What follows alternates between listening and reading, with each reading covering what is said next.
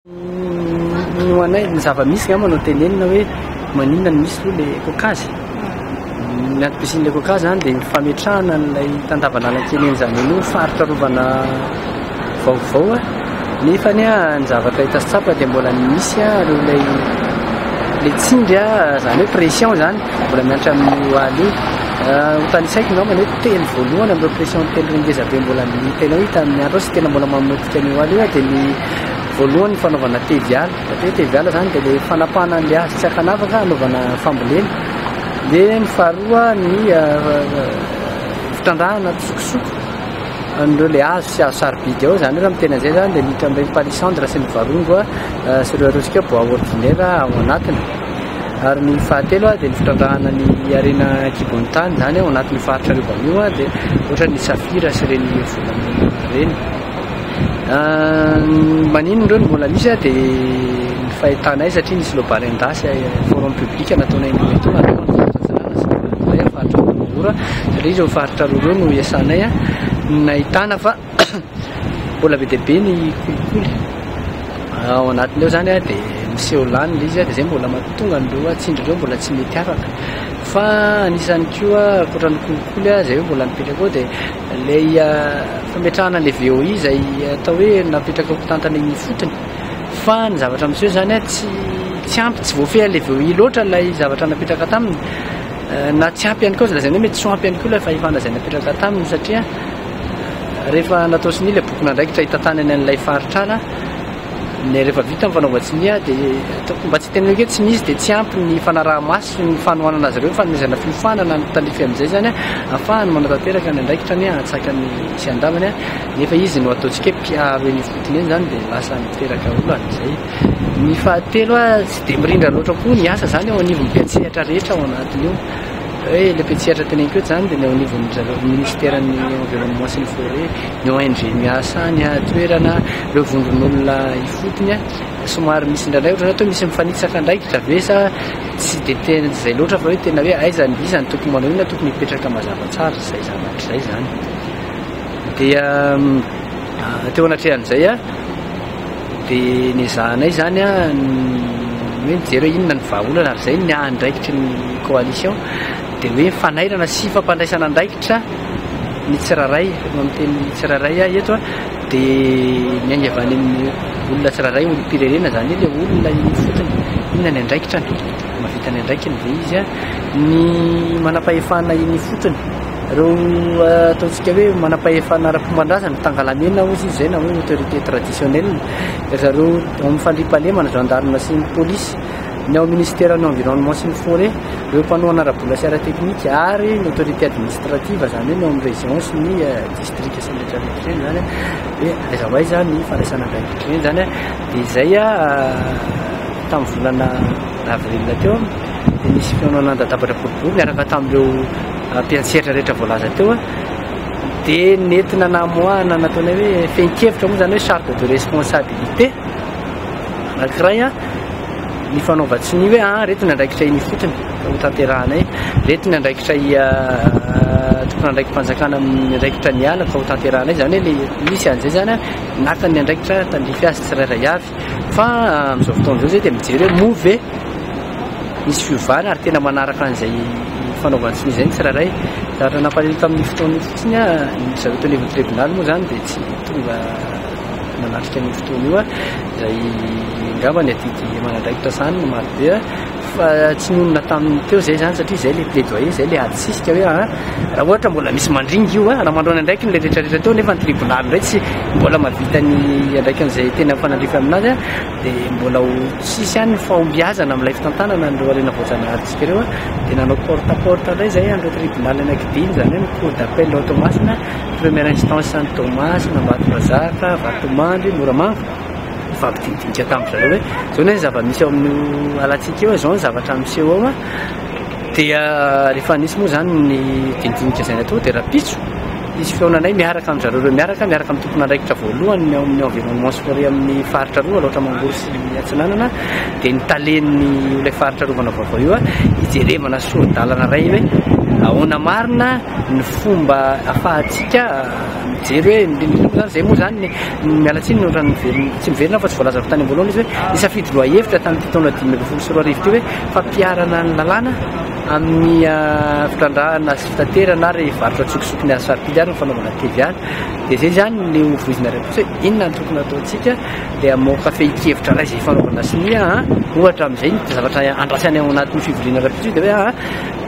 zavatra miseho masetika fa dia tsy ampysaritra le dossier dia manontany zany zay zany ivaoko rapiso hoe isika ireo dia maritra hoe dossier ohatrany ahoana zany ampysaritra zany ny constitution na dossier raha anao dénonciation na plainte zavatra olona koa izy mpitory dia ho avoaka koa zany olona ohatran'izao no afaka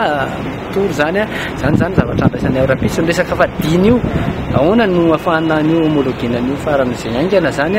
mba ho ankatoavin'ny lalàna le izy amin'izay fotoana izay dia afaka ampiariny vondron'olona zany hoe any fotony dia efa misy fampiarana ny lalàna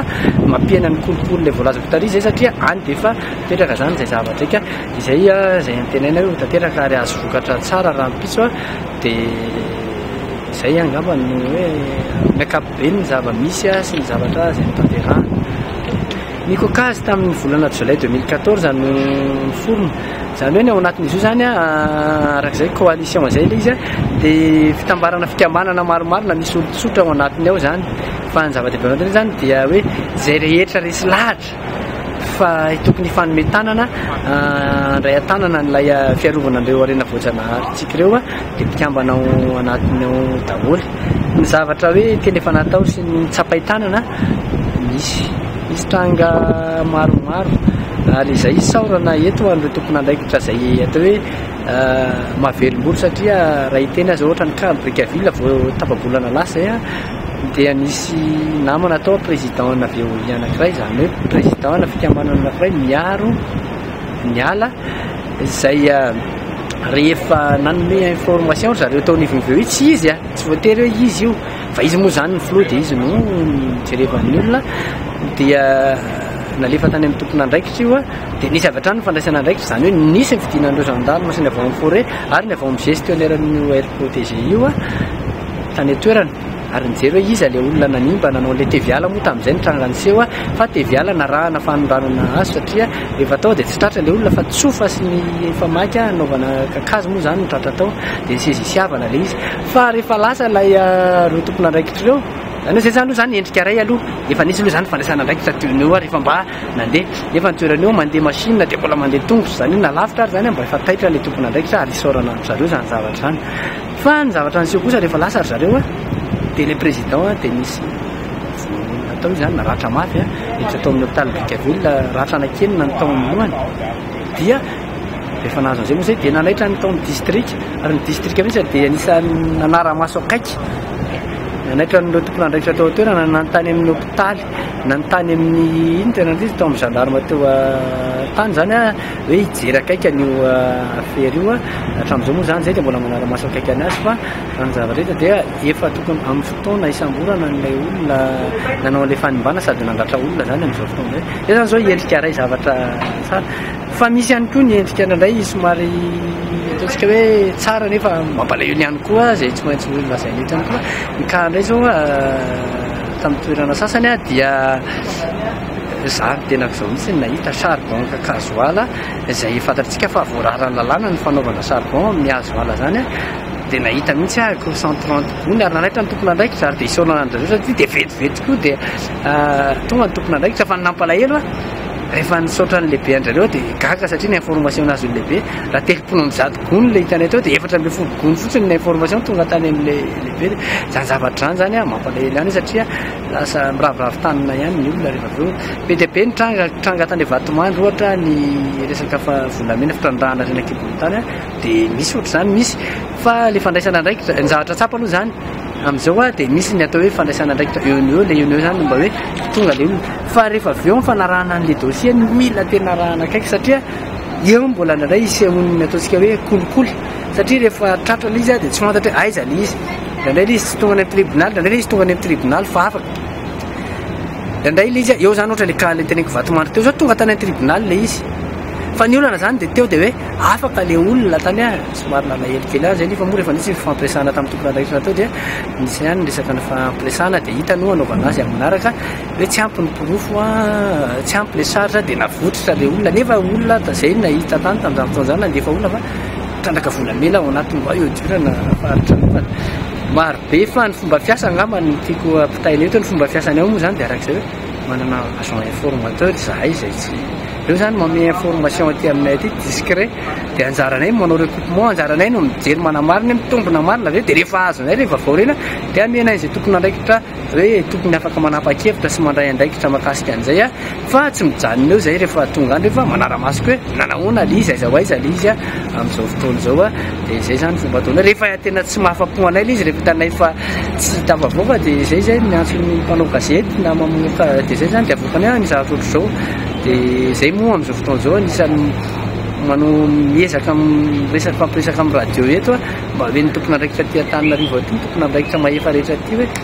ndraindray misy décision avaty mihitsy ane ny ilainy satria le tsindra bokotreny avy aty Antananarivo e avy aty Antananarivo reny avy aty amin'ny olona lehibe aty reny a no midina any ambany any matetika de mba tokony ho fantatry ny olona rehetrarehetra aty fa tsy